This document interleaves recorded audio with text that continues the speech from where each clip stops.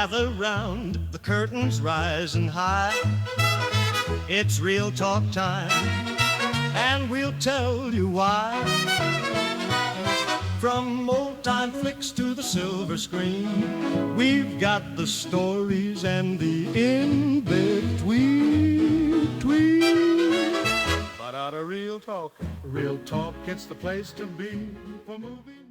What's up, guys? Welcome back. Welcome back to another episode. The Real Talk Podcast. Well, on the Real Talk Podcast. Real Talk. The country's coming back a little bit. We just like to have fun. That's why. No, that's the best part, though. And we're next episode. Expect exciting triple movie day reviews. So. Triple movie day, and then podcast in the car again. yeah. Maybe we should, you know what? We should vlog at the table during dinner. Yeah. Yeah. Just talk as we're doing a mukbang. Yeah. Anywhere's we'll be like, so what did you think of those two movies? Yeah. Wow. Got the they're pretty good. Got the gain turned up like 5. Yeah. Hey guys, welcome back to ASMR. We're in the movie theater. Hey, yeah, actually, we should right by our feet. Hey guys, we're in the movie theater. I don't know if you can hear that. And then it's just like boop, boop, boop, boop. It's pretty exciting. It's been a really good movie so far. Yeah, we like it. And then we both look up, watch for 2 minutes. Never mind, it's not very good. We got to figure out exactly which movies we're going to end up seeing that day. Because we got to be very, very specific with the picks. So we're going to see the Jonathan Majors one? Yeah, I want to see Magazine Dreams because it looked good. The Alto Nights, which is the new... Yes, we should watch Alto Nights. But then we got to see Mickey 17's got to be That's what I was going to say. Yeah, that has to be... That should be our final movie. Mickey 17. Yeah, because we should definitely be seeing that in IMAX.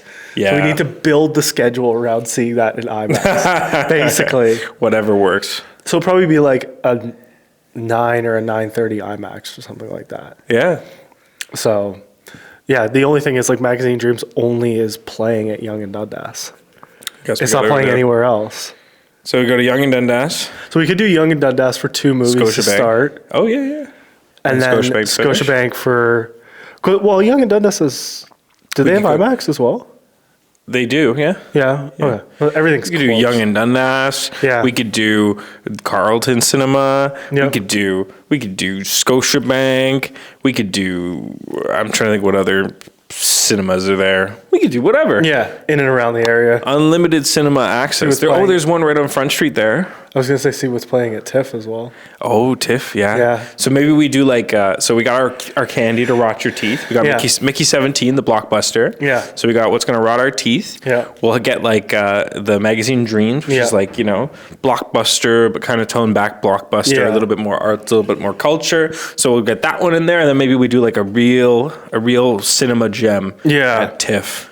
That's a good idea as well. I like that. It's interesting because we also have like, again, I said we have Alto Nights out, but we have also Black Bag out. Oh, and Black Bag looks really good. Yeah. Nothing else like significantly notable. Oh no, but we have Opus as well that we were saying. Oh yes, Opus too. I was looking at that this morning. Would be kind of cool. Let's see if we can do that. That'd be a cool one. I think that might be playing at. I have a sneaky feeling that would be playing at TIFF, but I could be wrong. We're gonna find out. I like it. Yeah. No, that's pretty sweet. Yeah. So before we get into our episode, anything you've seen? Did you see anything this week or no? No. No, I've been too busy making things this week. Oh, okay. Anything you can share? We were doing actually, I can't say that. Oh. I could say that I was doing a commercial, and I could say that it was about tomatoes, but I can't say specifically what about tomatoes or why tomatoes. Right. I guess that was your whole week down there. Pretty much. Yeah. It was pretty much, yeah. We were at the tomato capital of Ontario. If any of you know where that is, I'm impressed. And there's your answer to what was going on. And then you'll know, that's the thing. If you know the answer to that, you know exactly who the company is. Yeah. Because apparently, as soon as I said where we were, Yeah. people were instantly like, this is the company. Yeah. So I was doing that and then doing lots of meetings, and I'm trying to think what else I watched. I'm doing a lot of market research right now for a specific company. And so I've been watching a lot of videos on Instagram, TikTok, and YouTube, which has been both exciting and kind of dull. But it gives me a good scope of what's out there in the marketplace and how to make better content. Interesting. Yes. The Anything. keyword there is fishing. Yeah. Fishing. And that's all I'll say about that one. But yeah, hopefully. And then there's a few exciting news that came through about some fun work. narrative projects. So maybe the next movie, or not the next movie we watch, because we're going to watch 3, but maybe sometime soon, one of our episodes can be all about watching a movie I did. There you go. So that would be interesting. That'd be fun. But we'll see, because when we get to that final spot, I'll be like, maybe it's not worth a podcast. Or maybe I'll be like, no, absolutely. Actually, we should go watch it. Yeah. There is one movie that I do have a screener for that I'm very, very, very tempted to show you. Oh. And to like do it in like somewhere like here where we can film live reactions. Yeah. Just us watch it. Like Just our us reaction watching to it. But I also don't know if that's a good idea because it's really bad. And the problem is that the guys who sent me the screener are going to know exactly what film it is. Yeah. And they might be upset. Bad? Oh, it's really bad. It's really bad. What makes it bad? Imagine the worst, the most horribly complex story to the point where there is no story, but there's a jumble of scenes put together in a movie format with consistent characters that you only know that are consistent characters because of a clothing article that they wear. And imagine all that in a slasher film that's not a slasher, that's a comedy, but not a comedy because it's a slasher, and package it all up in a really terrible B movie. And you got something that kind of sums this up. And they probably know what I'm talking about. And we're cutting that part. Interesting. Okay, I think the reaction would be interesting. I think it would be very, very exciting. And I think that I think we should just do it. I think we just do it. I think we should just do it. So we'll start our Saturday with that, and then progress because everything we see after is going to be better. It's going to make Also Nice look really good. Yeah, whatever movie is like we might not like, we should go and watch that before it. Alto Nights and Magazine Dreams. Well, Magazine Dreams. Don't get me wrong. It's got no presence in terms of cinemas. Like it didn't get distributed well. Yeah, but that's because of the scandals with Mr. Majors there. But Alto Nights is like extremely heavily distributed, and it's doing terribly. Like the first weekend, it did $3.5 million. How much was the budget? I don't even want to know what they paid for De Niro. Oh. But it was bad because it got completely overshadowed by Snow White. Oh, right. Snow White came out. Yeah. So that is like overpowering everything that's out right now. I also feel like they didn't do too much marketing for Alto Nights. No, I saw a little bit, but very minimal. Yeah, like I much. saw like an ad here and an ad there, but it just didn't feel like it had the big presence boom. yeah, $45 million budget. Oh, and box office weekend made First weekend was $3 million. It was not good. Not a good. Is it Apple TV? It's Warner Brothers. Oh, okay. Yeah, Yikes. yeah. Because So- Apple TV, I know they take strategic losses. Yeah. As a whole company, I guess. Yeah, well, like in the film side, because like same with Amazon. Like the reason Apple TV and Amazon would destroy Netflix Yeah. is just that their main profit isn't streaming. Yeah, they don't. They're just pushing. They don't their have other, to care enough about it. Exactly, they're just pushing their other aspects. Yeah. So like Amazon Prime just bulks it into their Prime subscription. Yeah. Because the point is they just want to make it beneficial for you to shop with them. Absolutely. They don't care about you. They don't really care looking about at Prime streaming. They'll pay whatever they have to. That's Yeah. why they paid so much money to get the Bond franchise. They paid over $1 billion to get the Bond franchise. Because they know that that'll drive a large amount of the populace. Yeah. They're like, well, I can only get my Bond movies on Prime. Yeah. And yeah, same with Apple TV. They're okay Yep. with doing it because as long as it drives new people to the platform and gets, I mean, I think their main sell is this the Apple One subscription. Yeah. Where you get like all the aspects together. Yeah. Yeah. It's all about bundling strategically, but that's even what like Disney does. That's what all of the big companies do. They bundle. Yep. Bundle. And that's what works. I was reading a marketing brief, or not even a brief, a marketing success story. Yeah. True Classics. The Oh, T-shirts. yeah. They went from 0 Yeah. to 150 million revenue in 2 years. Wow. Just because they had good presence on the internet. Yeah. And they made a really good product. Yeah. So they had good ads, good product. And then they were all about bundling. Yeah. So it's like, hey, you want free underwear? No problem. Got to buy 7 shirts. Yeah. Oh, you want free shipping? 5 shirts. Yeah. Oh, you And want a that's free how it shirt? Exploded. 10. Yeah. To like every piece of the market's doing that. Yep. Exact same thing. Like bundling Bundle. is everything. Bundling Like is subscription everywhere. boxes and Yeah, and subscription boxes are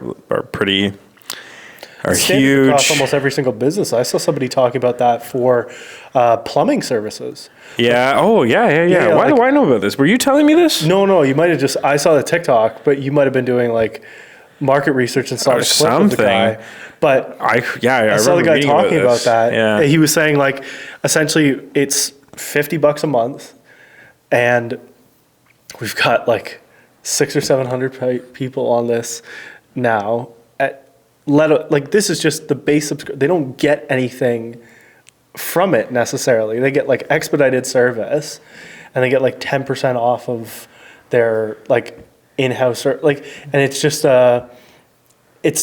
better premium service. That's all it is. I mean, it's great. Like, this is the thing that Yeah. wows me. I guess, yeah, you sell the premium service Yeah. or whatever the case is, and if you specifically for the plumbing guys, if you make it so that even if you're not busy, you Yeah. make it that like, oh, these guys are great. And they came in like, I had a plumbing issue. They came in an hour. And then I go and I use them. And then I'm like, hey, I have a plumbing issue. And they're like, okay, yeah, we can be there in about 5 hours, 6 hours. Yeah. But my friend, your friend, they have a subscription service with Yeah. us. So they get expedited service. Yeah. Then I would be like, oh, okay.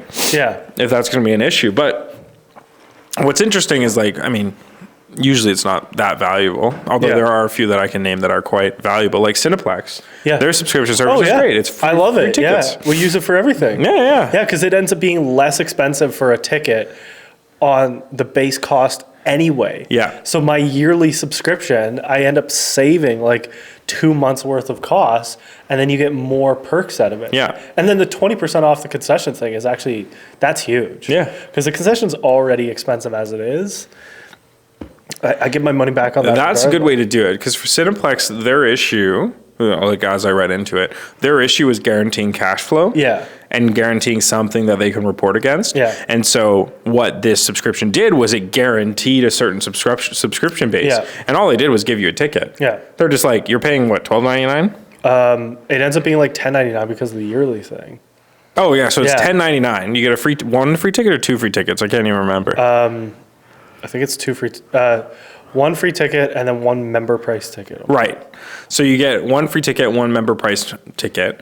So 1 free ticket alone is incredible. Yeah, Like it's worth the subscription right there. So Yeah. you're getting a free ticket. All they're doing is guaranteeing cash flow. absolutely. Yeah. Right. And it's like that's the benefit of these subscription services. And even like talking to a few clients, I'm like, you should. I mean, I'm kind of torn when I recommend that because it's like it guarantees for the business, but you really, really have to offer something that is beneficial. Like I love the way that Cineplex does it because it's $10.99 and you actually get something that's worth the value of that subscription every month. Yeah, absolutely. But to be something like, oh yeah, you get, it's $50 a month and if you need it, it's there. Expedited service, maybe. Yeah. Is kind of like, it's not really value, but Yeah. hey, if you get cash flow from But it. it works. Like it's obviously working for those people. Oh, yeah. So that does make What, a that's big $30K difference. a month? You said 600 people, $50 a month each. Yeah. The $30K. Yeah. It's hard to beat that. 30K, and then you also still have your regular service. Regular service, but you guarantee cash flow. Yeah. And then you could take on big business loans from the bank because you could say, hey, bank, look at my guaranteed cash flow. And then they give you an advance of X amount. So then you can buy a new truck and get all this stuff going crazy. And it's not even, it's easy to do. It's disgusting. You just buy the truck in cash. You get what I mean. 30K a month. But yeah, it's interesting how those things kind of work, and it's good. I like the way that Cineplex has redone it. I think Yeah. I think it's great. good. That team out of whoever bought it, I can't remember the company, but the company that bought it out of the UK, who bought it before COVID, Yeah. good on you guys. Good recovery, because They died for 2 years. I think you were a bit worried about that one. Well, it was so bad to the point where they sued the previous owning company. Yeah. Because they were like, oh, what is it called? It was like market. Market value, maybe? It was like they knew that it was going to crash. I know, And but it was like, but they didn't know. Yeah. But it was like pure coincidence that they happened to sell it like 2 months before the world shut down, and they were just they like, did. oh, you knew, that's why you Did sold it. they end up winning a lawsuit? They off it? lost. Or I think they lost. I don't think they could prove that. Like, how do you prove that the world? Yeah. It's just, In it was too up in the air. Those circumstances are too extreme. Yeah. They just happened to get lucky. Yeah. Anyways, so that's that. They recovered, and now it's better than ever. Yeah. Did you watch anything? I haven't. It's been crazy. That's okay. We're gonna catch up and watch films on Saturday. Yeah. And tell you guys all about it. I will. But I hope you've been watching. I will at some point this week, because again, I have an insane week, like I was telling you. But Working, making money. yeah, but at some point this week, a movie that I saw clips of that I haven't had a chance to watch yet, but I will watch it, is Two for the Money with Matthew McConaughey, where he's like a betting advisor. Oh yeah. And I saw a clip of it, and I was like, I don't know much about this movie, so like, just that's all I've seen was a clip of him sitting down and like talking over the guy, like the bets and stuff. But it was enough to make you go. Enough to make me go, yeah, like I want to watch that. Yeah. And it's an old movie. It's an 05 movie. Yeah, I was gonna say it was back from So the McConaughey. I will sit down and watch that film at some point. Nice. I gotta find it. I don't even know what service it's on, but I will sit down and watch that. If only you could walk on down to a store and pick it up, rent it. Not anymore. Not anymore. It's somewhere online. But Somewhere deep. I don't know. Let's I type in 2 and it's the first thing that comes up. Is it? Oh, it's Al Pacino as well. Of course. Oh, okay. Okay. Interesting. It's nowhere free. Of course. It says Netflix, but I don't know if it's Netflix. Maybe we use a VPN and find it somewhere else. Oh. It's gonna be in a different country. It's on Netflix. Oh shit! It's on Netflix, but It's on Netflix. But the question is, where is it? what country? Have you seen? Talking about, as I was just looking at Netflix as well. Have you seen the hype about adolescence right now? Yes. I haven't had a chance to sit down I've and watch. seen but- they were saying it was it's the best TV or best example of TV in a while, something like that. because it's all one shot.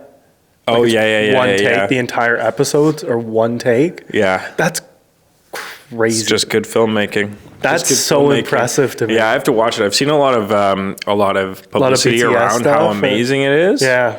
But I haven't seen much clips of the actual show, No, neither have I. I think which that's is kind of so cool. interesting. Yeah. Yeah, because I'm like, it's almost being gatekeeped a little bit. Yeah, When you yeah, see the BTS, and you're like, holy It's kind of giving me Paranormal Activity vibes. Look how scary this film is. Yeah. Everyone's so scared. But then you go watch it and you're like, huh, I jumped once. we'll see. We'll Yeah, see no, how it it's is. exciting. It looks like it's supposed to be pretty good. But Yeah, it's getting, I don't know. we'll have to find out. Let's We'll find see. out. Get back and review it. Yeah, but as we do our little intro, might as well get into what we're shitting on this week, and that is the current state of superhero movies. Ooh. And trying to figure out whether or not, as we were talking about Jonathan Majors as well, and he'll be in this as well, but just how a lot of the superhero movies are just underdeveloped and underperforming, and it seems like fail after fail after fail. And there's really only been a couple recent hits. And it feels like everything kind of died after the last Endgame? Endgame. Yeah, after Endgame. So this has been... It's been dead for a bit because it's just been like bad spin-off series. Like the TV shows are horrible, except for WandaVision. WandaVision might be the only one that was like better. You know what's interesting? Loki was okay. This is the interesting thing. There's a lot of like every show has its perks. Yeah. Because I enjoyed aspects of everyone that I watched. Yeah. But ultimately I just wasn't that into it, so I stopped watching a lot. Now, talking to people who are superhero fanatics, they love all the shows. They think all the shows are incredible.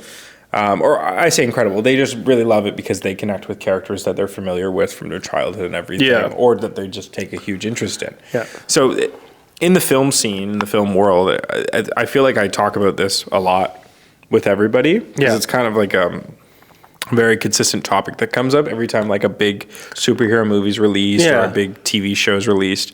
And I think that it's a mix of a lot of things as to why the spiral down has happened. Yeah. And it actually branches off into a couple other topics, which is interesting and we'll get into. But I think that the biggest thing and the biggest thing that I'll say, or like the biggest oversight that I have about it, is what the reason after Endgame it died off was Endgame was an accumulation of a beautifully mapped out timeline and a beautifully mapped out storyline. Yeah. And you built intensity through all these films, introduced all the characters, and it was like a long-term goal. It was like, I see the future and I know that I'm going to put this Endgame moment here and we're going to be building off towards that. And the way that they did that and the way that that Marvel did it was a incredibly beautiful way of like story planning and getting all your A plots and your B plots and your C plots and everything accumulating. And that's what made it so exciting. But the problem is when you have this huge, because that was like what, 10 years? Yeah. More than that? 15 years? I think 13. 13 years. You have 13 years. If you look at like the first Iron Man to that, I think it was about 13, You do this huge pathway of all these pieces and snippets here, and everybody's going crazy about it, all accumulating to this really emotional, really incredible moment where you've spent so much time and lived with these characters so much. And like for us, we grew up with the characters, and everybody else, you know, parents watched it, younger kids watched it. So you have this amazing accumulation, this payoff. Payoff's the word. This insane emotional payoff. And then it ends.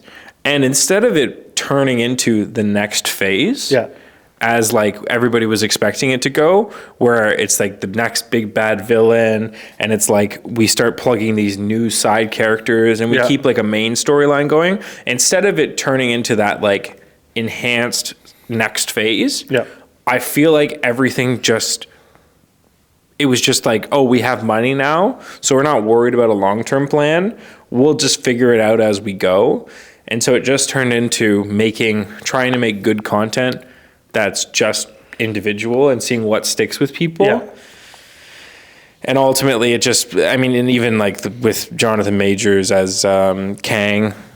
Yeah, Kang the Conqueror. Yeah, like I feel like he had some controversy around it, or not feel like, but he had some controversy around him. So then the studio felt unsure about grounding it around him. So they started splintering off into like Doom and everything. Yeah. And now I think the next phase is Doom. Yeah. But now they're making some interesting choices because they're like, oh, obviously it was Robert Downey Jr. that we needed. So now Robert Downey Jr. is Doom. And like, it just feels like they had a really concrete creative goal, really concrete story goal, and then they finished the plan, and instead of sitting down and going, hey, we're going to take the next year or 2 years to really think about our direction and what characters make sense to introduce, they were just trying to ride that wave for as long as they possibly could. Yeah. And it's gotten to a point where it's just the market's so oversaturated, and people know that there isn't going to be any larger goal that they go to see a film. Yeah. They're not going to go watch an hour and a half and find out that, oh my God, look, they hinted that there's this larger, crazier thing going on, right? Yeah.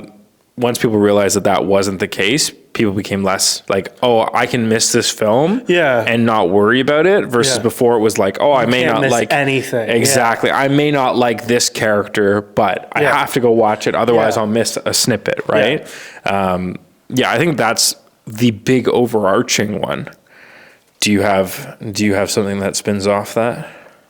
I think the same, like the biggest thing that Marvel has faltered, and like we can kind of get into DC as well, because like there's so much confusion with like the DC verses and stuff. And I think Marvel's biggest decline has just been like, I don't really know. We can fact check this, but how many like TV shows were there prior to Endgame?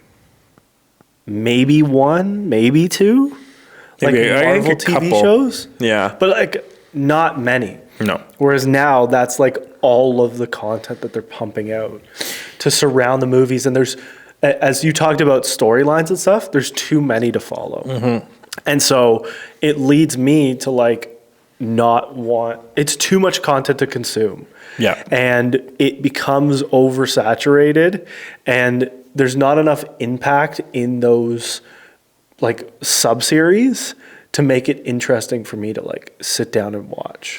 Yeah, and I also just don't like the TV format. Yeah. Like they haven't done a great job with it. Again, I think the only two that they did a really good job with were WandaVision and Loki.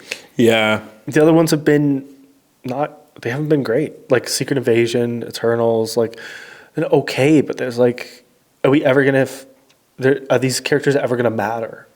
Well, I think that's it. I think it's kind of like, and this can apply to DC as well. Yeah. But I think what happened is ultimately we lost the characters we care about. Yeah. And instead of building up, because it's all about building. Yeah. When you're like, in order to make a character that people like, you have to build them up, and you have to give them all these core character parts that make people go, I like this character. Yeah.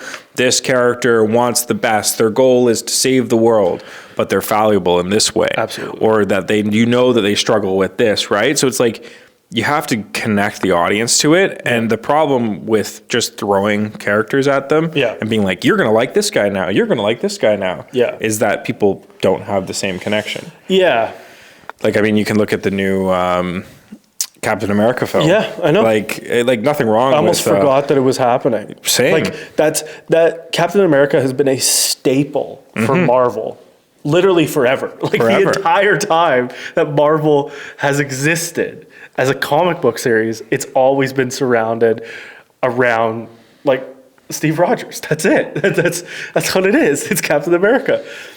And they did a TV show too. There was a TV show, and I like, unless you were a diehard, you weren't necessarily watching it. Yeah, and it just goes to show you that you can transfer the Captain America identity to another person, but it doesn't matter because they're not that character. Yeah, it's not the same. Exactly. But they also did it twice. Let's not forget that. They've transferred Captain America twice. Right. Because they've got rid of Chris Evans. They brought in that other guy. Who was like Captain America, but not really Captain America. He was like knockoff Captain America. And he like killed people or something. Yeah. And now they've brought in Falcon as. Yeah. Yeah. It's I think it's just like they're just moving too fast. Yeah. They have too much money now. That's the issue. It's amazing how money can hinder you. Yeah. And it's not to say that the movies were like small budgets, but Iron Man wasn't like big when it started, and it became this like masterpiece. But like, yeah. And but I mean, the big thing too, like they had budget. Yeah. But they didn't, there was so much more at stake. Yeah. because Marvel was, I think, on the decline at that point. Yeah, like, And they really had to make something that would bring everything back. well, and they were so unsure about bringing RDJ in to begin with because of like so much that had happened. They were just like, okay, this is kind of our baby. Are we sure about this?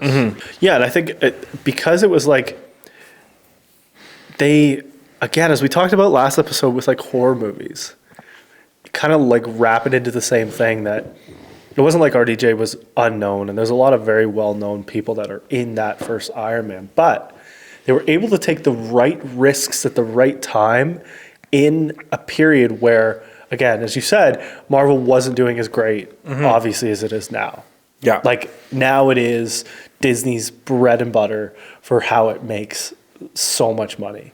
And, like, you'll get these huge releases like we just had with, like, Snow White's at 80 million in the box office already. That's fucking insane. Like, that's ridiculous. But that's the first time that, like, Disney has put out a solid blockbuster film in a while, which is weird to say.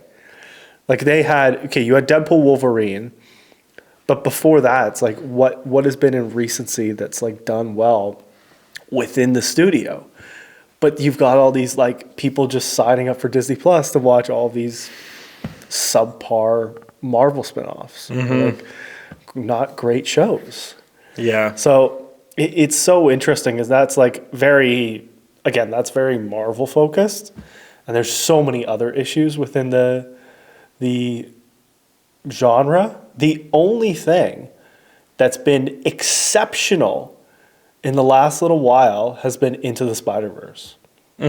Exceptional. Like, there's nothing else that has been on the same level as Into the Spider-Verse. And that's just because there's that, well, I mean, Into the Spider-Verse. What is Into the Spider-Verse and the second one is? Or is it Into the Spider-Verse and the first one was? No, it's Into the Spider-Verse and Across the Spider-Verse. I believe too, yeah. Yeah, the first one was Into the Spider-Verse. And the second one was Across the Spider-Verse, or? Let me double check. I believe so. Yeah, Across the Spider-Verse. And then the next one's Beyond the Spider-Verse. Yeah, so you have a creative team. Like, Into the Spider-Verse took them, I think, 7 years to make. Wow. Could be longer, could be shorter. That would make sense, though, yeah. But they spent so long developing the idea and building out technology in order to animate the way that they wanted to. Yeah. That was why the film was so impactful. Is because there was so much love and blood, sweat, and tears put into creating that. Yeah. And when you have something that, when you have a creative idea that isn't being questioned, like, you're just like, oh, we're going to make a Craven film. Yeah. And then it's just like, oh, Craven's a great idea. Here's how much money do you need? There's the money. Go have fun. And it's blow like, it. Yeah. like go make it. And you're not restricted by anything creatively. Then it's like I feel like the writing rooms is where there's a huge issue. Yeah. And I think it's probably, actually, now that wow, this is so interesting. Now that I'm sitting here thinking about it and we're talking about it, I'm realizing that what's probably happening is we're seeing what we're hearing about on the VFX side. Yeah. And I think it's happening on the writing side as well. Yeah. So on the VFX side, the reason VFX has gone down so substantially in terms of every, like, obviously not every film, but a lot of films. Short of Avatar, essentially. Short of Avatar, and then there's a lot of really good VFX in, like, the smaller, like, A24 films. Yeah, absolutely. Everything. But the reason is because Marvel has just, like, really pushed on their, like, just fucking crushed their VFX artists, because they're like, we need this done, we need it done fast, get it done. And the problem with rushing your VFX team is that if somebody says, hey, to do this properly, we need 6 months, and you go, figure out how to do it in 3, here's extra money. Here's 6 weeks. Yeah. Yeah, it's like, well, thanks for the extra money. Now I don't have to sleep as much, but it's still going to take me a proper 6 months to do it an actually good job. And I think what's happening is the same on the writing side. Yeah. So if they're like, hey, to write and develop and really make this story make sense, it's going to take us 8 months. Yeah. Marvel's probably like, well, we need this film out in 8 months. Yeah. So you guys better do this in a month. Yeah. And then it's like, okay, well, I guess we'll just rip it together really quickly. And then there's also, like, you ride clout because you, as like a studio, like Netflix is doing this right now, you have a lot of success. So you ride the clout of, okay, well, we have a lot of success. We know what we're talking about. So when it comes to the creative team is like, oh, do this, and this. And then Netflix goes, or whoever studio team is, executives go, well, we find that we do a lot better when we have dialogue that says what's going on in the scene. Yeah, I remember you talking about that. The explain, like the narrating every little thing, because people aren't like, watch it. Who gives a shit? Just show me. Exactly. Oh, no. But like, see, moms like to watch this kind of content while they're cooking dinner for their kids. So they don't actually watch it. They just listen to it as background noise. So we want to make sure that we cater to that and they know what's going on without watching it. And it's like, well, I feel like you're missing a major component, because that's not cinema. Right. Yeah. You shouldn't be able to miss the visual and get the full story. Yeah. Because the visual is so critical. Like, that's why you're pairing can't half watch it. Exactly. A good movie you cannot just half watch. Exactly. Then it's not a good movie. It's really it. Like, that's actually more what TV shows are for. Not movies. Background to be half watching. Because like most TV shows are, again, you can get just bits and pieces and kind of get through. Short of like Severance or Adolescence and stuff too. Right, where they've designed it very intentional. Like, you are going to sit down, and you're going to give yourself, you're going to take an hour and a half, whatever it is, to watch this and actually think about what the emotional journey and the character story that we're taking you on. Like Severance, like if like I'm always watching, but if Ali will go on her phone for like a couple minutes, she'll come back and be like, fuck, I'm lost. I have no idea what's going on. I'm like, you missed a lot. Like, but they're packing it in, and it's like the subtle details of the way that you have to pay attention. But everybody's attention span is totally fucked now that you can't, it's hard to manage that. And that's why like clip farming, like little pieces of content works so well, because people eat it up. Like, there are some people that will never watch or listen to the podcast, but they'll see clips and just consume it like that.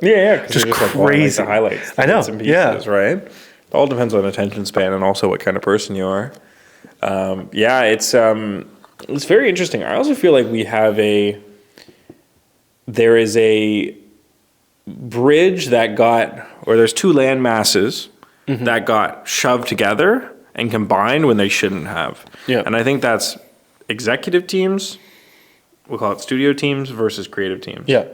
I very much feel that, yes, there should always be communication between the two, like a bridge, but they shouldn't be directly together. Because as somebody who understands creative work and how to make a film from a creative side is very different from a person who understands how to make a film from a logistics and operations and business side.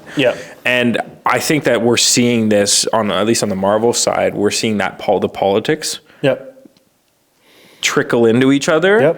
And so you're not getting true creative or true people who true creatives who love the characters, love to make that. You're seeing the studio step in and take a little bit extra control. It's very true. You see that too often. I think studio oversight. Exactly. I think that there's just been a level of takeover, and not just along the superhero side, but also just generally in cinema. I think people realize how much money is in cinema over the last 10 years. And not that we haven't known that, but I feel like everybody has seen just how much money you can make. And now it's become even more of like a squeeze from the studio side. Absolutely, trying to get every last ounce out of them. And I think that kind of goes back to your point of like, you're squeezing these people, like you're giving them a little bit more money, but you're also killing them for 18 hours. Like it's nonstop and probably like horrible work conditions, because it's not a fun creative task anymore. It's a get this shit done, or we'll find somebody else who could do it just as well in this amount of time, or close enough, and pay them a fraction of what you get paid. I've heard this, and then since then I've seen this in action. And I'll say this to the viewers out here. If you want to be a creative, you have to find time to be bored. And what I mean by that is you need time to sit there and think. Yeah. Like there should be times in your day where you are doing nothing. You're not looking at your phone. You're not running to a meeting. You're not doing any of this bullshit. You're literally sitting in a chair, staring outside, or you're out at the cottage, or you're out on the water. You should have time where you can just think. Mm-hmm. Recently, I've been introduced to fishing. Fishing's great for thinking. Yep. Just can't do anything else. Yeah. Yeah, you have to find time to be just bored and let your mind go. And I think that we're seeing that on a larger scale. Yep. Where creatives don't have enough time to decompress and go find a good idea. Yeah. It's just like, hey, we have this script that we pulled off the shelf that has cowboys, aliens, and this and this and this. Yeah. And that's kind of hitting all the trends right now on social media. So Perfect. You're going to do it. And you're like, well, I don't really connect with the script. I don't really feel good about it. And they're like, well, you can figure it out, and you have 2 weeks to figure it out. Because another thing too that I've realized recently, if you don't connect with a script, you shouldn't do it. Yeah. And coming from the producing side, where I'm all about functional, like I can see what I can put myself in your shoes and see the benefit of a film. But if I don't connect with it, that's a very important distinction. Yeah. Because when you can make anything happen, you really have to be that much more careful about making the certain things happen. Because if you're not into it and you don't connect with it, you're not going to put 100% into it. Even if you say, oh no, I will. Yeah. And sure, you might. But more likely, you're not going to put 100% in, and it's not going to be as good as it could be just because you don't have that connection, even if you can make it happen. Yeah. So this is why you see a lot of success from A24. What do? They empower creatives who have good ideas to make films. And then if they have more good ideas after that, like the guys who did talk to me, if they have more good ideas, perfect, let's do it. Yeah. Because you guys have had time to think about it, to be bored, and to figure out what makes so much sense, and to move forward with that. Yeah. And I think that's kind of where you have to play from a studio perspective, is you have to see these creatives who have had time to develop a really, really good idea, and then give them the tools and give them the support structure in order to execute, not just forcing them to produce content. Yeah. Like, hey, chicken, lay that egg. Yeah. And then perfect. Okay, thank you. Now I need another one. Well, I can't do another one. No, you're going to do another one. And then it's kind of a shitty egg. Yeah.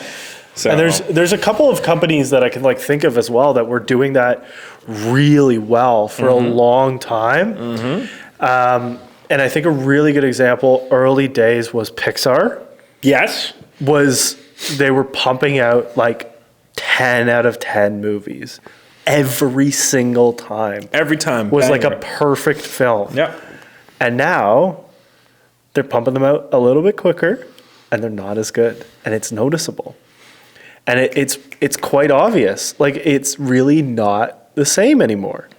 And so that's a really interesting one. But again, as we talked about last week, I think the horror production companies are actually the only ones still doing a consistent good job with the content that they're pumping out. And A24's not just horror, but whatever genre they're in, but A24 is doing a good job. Neon's doing a really good job. Blumhouse is still doing a really good job as that's gotten bigger.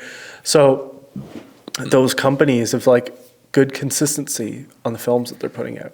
Yeah. And I think even Paramount's still doing a good job. Because Paramount's it still feels like they're selective and not as mass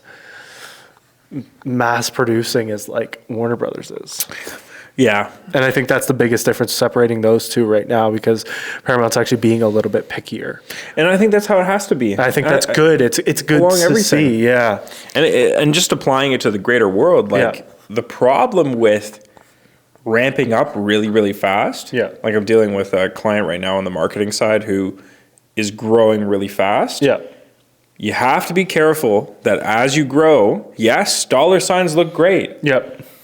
But we can relate it to literally any business. We can relate it to McDonald's. We can relate it to fast food in general. The more franchising, we'll talk about that. We could relate it to Osmos. We could talk about Osmos right now. We'll talk. You know what? Actually, let's not. Maybe we Let won't. me start my job first. Maybe we don't do Osmos. But for example, but they're growing. They're growing rapidly as well. And you have to worry about quality. Yeah. We'll talk about Burger Priest. Burger Priest used to be incredible. Yeah. When it first came out and there was like one store, maybe two stores, Yeah. I remember being like, wow, these guys can make a really damn good burger. Yeah. As soon as they extended out past 5 or 6, Yeah. well, now you can't use your boutique supply chain that you had for those 2 stores. Now you have to start going to a larger supply chain. Yeah. But the problem is if you don't test it and make sure that it aligns with how you were putting out burgers before, then it's going to be bad. Yeah. And our shawarma friends had that same issue. And I remember having a conversation with one of the executives to be like, being like, hey, what the hell happened? Because I remember this being so damn good. And of course, it's because, we ramped up. So we had to go to a bigger supplier, but we didn't double check the suppliers, the chicken quality. So then that caused an issue. Now they've since fixed that. So. I've noticed everything the entire time has consistently been good. It's all good. It's all great. No, I've never noticed. I never noticed a difference. Never noticed the Everything's problem. great. I love it. Yeah. I love it. It's my absolute number one as I've signed contracts. You get vaporized if you go on like a Shelby's now. Like a or Tahiti's or anything else. They like see my name on an order. They've seen that I've ordered something else from some other spot, even if it's a local spot. Like, were you at this location at this? So you're gonna tell me where I am? this? Tracking my device. Well, that blood work we took. I can't bring my work phone anywhere. Oh God, listen to you. But yeah, it's interesting, like how that kind of model expands into everything. Like it's so important to. You have to, as you expand, and everybody here is going to experience this. I mean, maybe not everybody, but a lot of people are going to experience this. Yes, dollar signs are amazing. I love dollar signs too. Yeah. There's nothing better than sitting in a Porsche, driving your Porsche down the road, being like, oh, look at my new Rolex, look at my cool new house. I'm going down to here and getting on my boat. There's nothing better than being able to just have freedom. And I love dollar signs too, don't get me wrong. But you have to make sure as you expand and as you're getting more money, if you're providing a service or you're providing a product or whatever the case is, you can't let it degrade because you're speeding up or overextending yourself. And I think the core of what we're talking about is that Marvel saw the dollar signs. They saw the money coming in and they went, time to ramp up. But they didn't have the proper creatives, the proper teams, the proper supply chain to feed that ramp up. And because of that, instead of being like, look, guys, I know audience members around the world, I know you love Marvel films. I know you want to see a Marvel film every 2 weeks.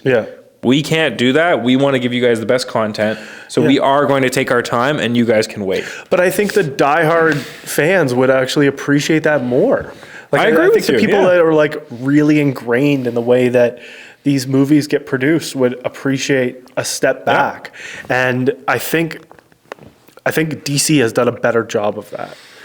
And as confusing as as we kind of get into the confusion of like the DC verses and stuff as they go into different executives, they have done a better job with like the content that they're putting out, because they're not putting out quite the same, like they don't have the same amount of money. Like it's just really not the same ballpark. Because they didn't follow, they weren't on that same big boom that Marvel got off to. And unfortunately, DC has left themselves in a position to like it kind of recoup a little bit as they like try to go from Snyder to Gunn to like where are we in terms of like the producers and directors and stuff. And it's in order for them to like survive and get through this the best way possible is also sticking with the consistency of like, again, if we look at the one fantastic show that we've seen recently has been The Penguin. Incredible, like such a good job with that, but it was consistent. It stayed along the same timeline. It had that same aura that the Batman film had, and it felt good. It didn't feel any out of place at all. It wasn't a whole bunch of meaningless like direction and anything like that. It felt like it was consistent. Even if we look at the contrast to that being the new Daredevil series. what are we doing? Like, it's nothing. It's nowhere close to the original. It's nowhere close because now it's not Netflix. It's Disney. Completely different. So it's interesting to like look at those two contrasts. It's like you had Daredevil was like a big favorite, and The Punisher was like a huge favorite for a lot of people of that anti-hero kind of like subsection of films, and they did a really good job, and then they've just pissed the opportunity away now, and it's too bad. It feels it's subtle things, like even just in the cinematography, it's not dark enough. Daredevil's not like a uplifting character. It's a dark character. The Punisher is a dark character, but it doesn't feel like that in this series. DC, to me, because I grew up going to Silversdale on Queen Street there back when they had their big location, going there and picking up comics. Yeah. DC was always dark and grimy and gritty. Oh, yeah. And Marvel was always uplifting and bright and much more of that, I am a superhero. Yeah. And that's always the easiest way that I made the two distinct. Yep. DC, I knew that I was always in for a grittier, more dramatic, more heart-wrenching story. Oh, yeah. Versus Marvel, which is a lot more like, I'll save the day. Like family-oriented, save the day, that kind of... Exactly. Exactly. Much more PG. Yeah. DC is not a PG genre most of the time. No, and Superman, the comics, they were, you know, I've saved the day. Bing, bing, bing, bing. Yeah. Yes, don't worry, citizens. But even then, Superman still, there are stories where it hits that chord. Yeah. Like where he has to absorb the life because he goes into the sun or something and gets vaporized, and then he falls back to earth, and then he's like this skeleton, this burnt chunk of flesh and skeleton, and then he has to eat the life, absorb the life energy from around him, and you're like, okay, it's pretty dark and gritty, right? Like, so to have DC go, the problem was that they went, oh my God, Marvel's making so much money over here. They're doing this story, they're making so much money, we have to follow that. Instead of taking a year, taking 2 years and going, hey, everybody, welcome to the party. Now DC's coming into the light. And we're going to make it a lot more dark and a lot more gritty, and we're going to make it how DC is supposed to be. Another thing that DC fell into that I did a lot of reading about was that they came off too much like no power scope. So everything was just kind of like bam, bam, bam. Like every hit was the same hit by comparison. Superman's way stronger than Wonder Woman. Oh, significantly. But when they hit, it looks the same. Like everything was the same power scope. So there wasn't a clear power distinction. And it was just more like, it wasn't strategic hitting. Everything was so big and massive that it was like, oh, how did they describe it in the article I read? It was just like, it felt too even. Too even and just too like thumping. It didn't feel like they were actually getting hit or actually getting hurt. It was just kind of like, oh, big bang, boom, just like super strong. I think that's like a good example of like, even if I think about the scene where they wake up Superman again in Batman versus Superman, and they're like, in Justice League, where they're like trying to hold him back, and he's actually just standing there and able to take everybody on at the same time. Like that's way more accurate because he can kill all of them. Like it's not close. It's really not close. But it was nice to actually see that was like a glimpse of what it should be like. But again, it's also different with like the way that Batman's currently portrayed too. Like it's not the same. It's not the same Batman either. And you kind of go through ebbs and flows of like how the Batman's transitioned between characters and between like people. Like it just the actors playing him. It's like completely different characters. It's I don't know. It's I've had this conversation a lot with about the DC universe specifically. And I think it's just people not really understanding the core of the characters. the big thing with Batman, like I love Christian Bale's Batman. Oh yeah. Batman was him as Batman was great. Him as Bruce Wayne I liked a lot. Yeah. But he feels like Bruce Wayne. Yes. He does like Ben Affleck does not feel like Bruce Wayne in the same way. He feels like Batman, but he feels like a brute force Batman. Exactly.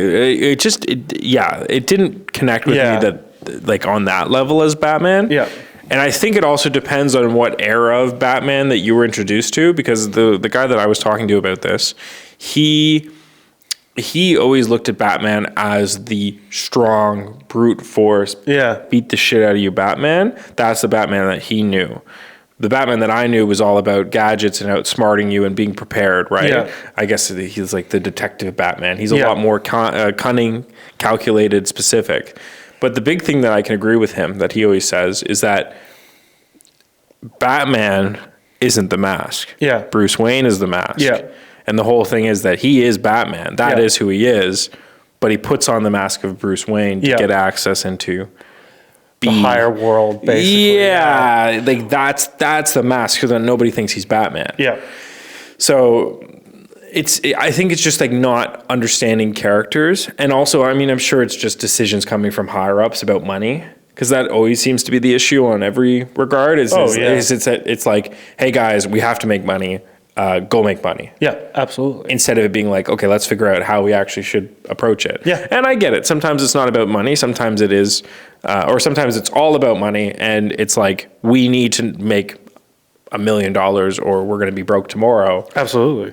I get that. Yeah. But that's also not the case with these big studios. Like they can, which I love and hate, because the issue becomes, it's like,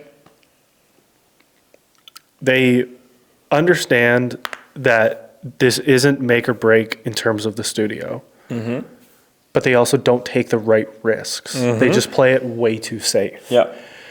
And they go with what just worked before. And like a really good example of that is like all of the Sony shit too. Like all of this Sony-verse that we've gone through, and just like, it sucks. It's not good at all. It's not. And like, the first Venom was good. The second one was like, it was okay. And the third one wasn't good. But it's because the first one was good. I know. First one was like, good. They rushed the second and the third and just throw money behind it. And it's like, but you need time. It's very challenging, because you either do it extremely well and you take the right amount of time, or you rush it and then it dies. And it's dead. And you can't. I believe to my core that I don't think the Sonyverse will ever properly recover. No. Because everybody now has a jaded view on the way that it looks. Yep. And I think that's bang on, like, as they should, because it's not good anymore. Like it used to be. Like Sony used to be Spider-Man and like good Spider-Man films, and now it's not. It's just not. And that's a big issue too, that you just pointed out there, is that once you become known as something, it's really hard. It's really hard to get out of. And yes, they're trying to do this with DC. Yeah, because they brought on, I'm totally blanking on his name.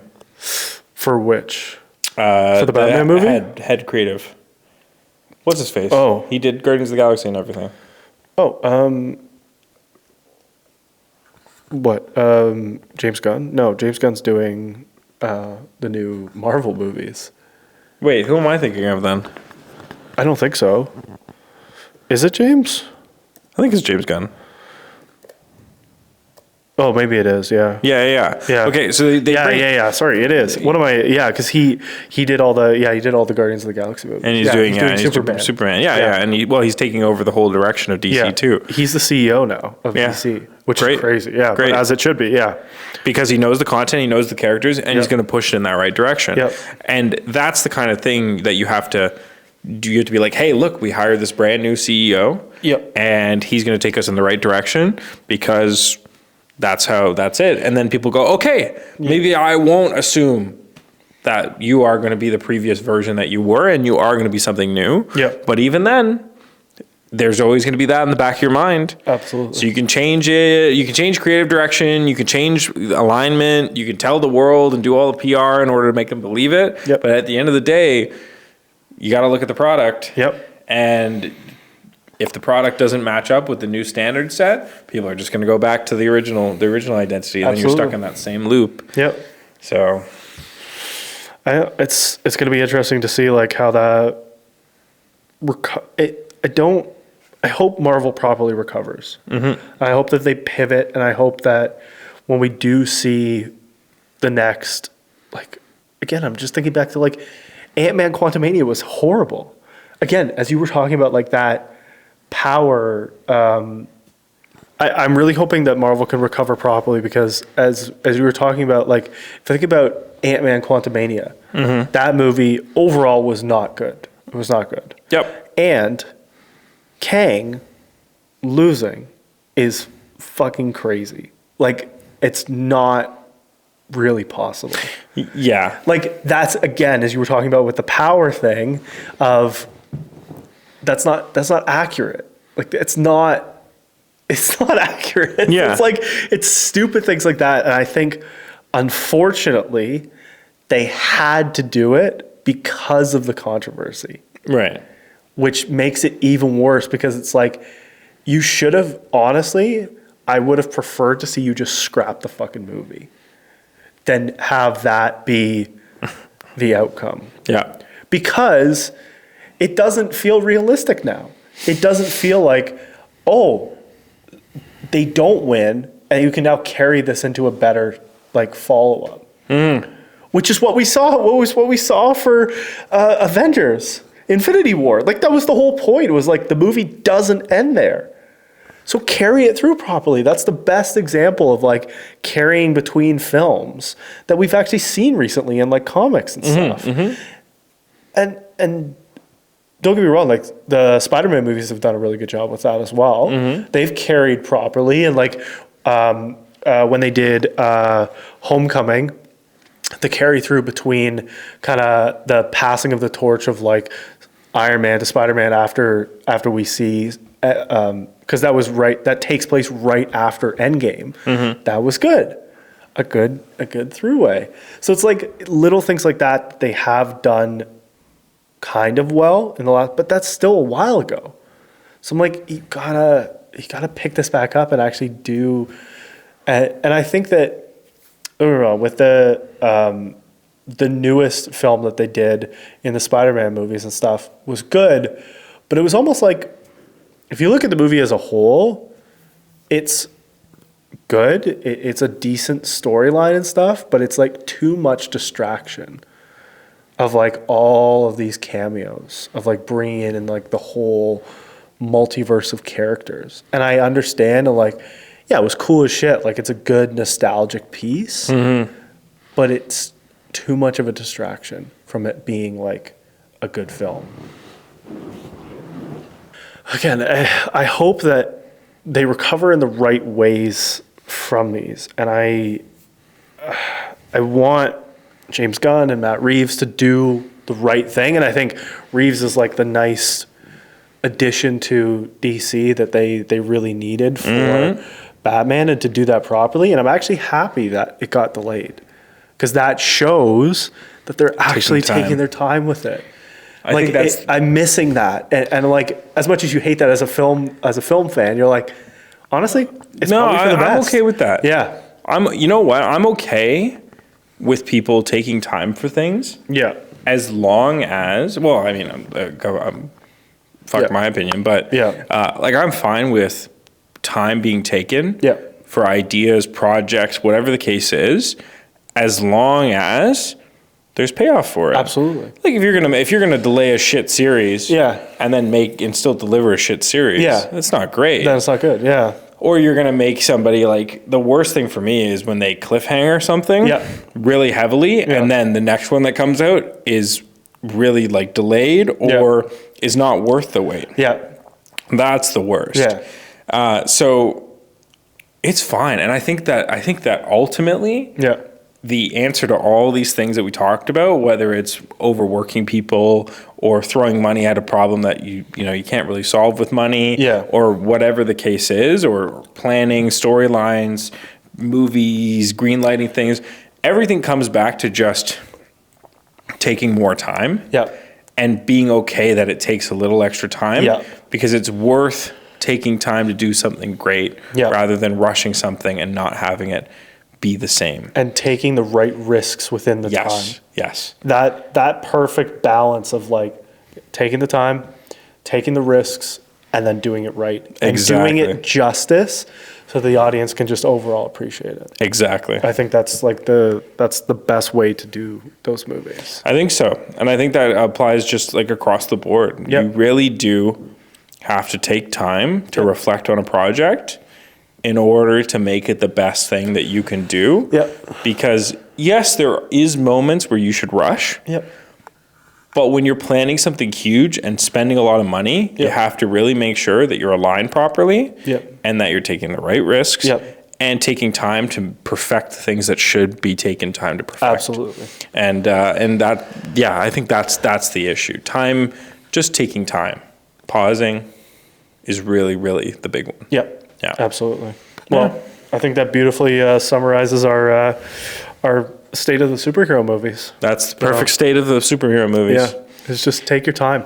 We'll your time. appreciate it more. Yeah. So- So that's your advice. There you go. All you Marvel and DC execs executives, listening to this.